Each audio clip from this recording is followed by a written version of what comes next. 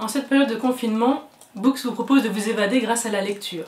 La lecture d'une histoire d'amour romanesque qui a été publiée dans le New York Times en décembre dernier et que nous republions ce mois-ci. David Wisnia et Hélène Spitzer se rencontrent en 1943. Lui a 17 ans, c'est un juif polonais de Varsovie. Elle a 25 ans, elle vient de Bratislava en Slovaquie.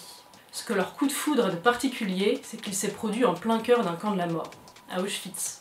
Hélène avait été déportée en 1942, et comme elle parlait l'allemand, on l'a chargée de classer la paperasse nazie et d'établir un tableau de la main-d'œuvre disponible sur le camp. Quant à David, il a d'abord été affecté à l'unité des cadavres. Il devait ramasser les corps des détenus qui s'étaient jetés sur les barbelés électrifiés qui entouraient le camp. Très vite, les nazis ont découvert ses talents de chanteur et l'ont réquisitionné pour les divertir. C'est d'abord Hélène qui a demandé à être présentée à David par l'entremise d'un autre détenu. Ce rendez-vous a été le premier d'une longue série. Pendant plus d'1 an, les deux amants se sont retrouvés régulièrement, presque une fois par mois, en secret, entre les fours crématoires 4 et 5.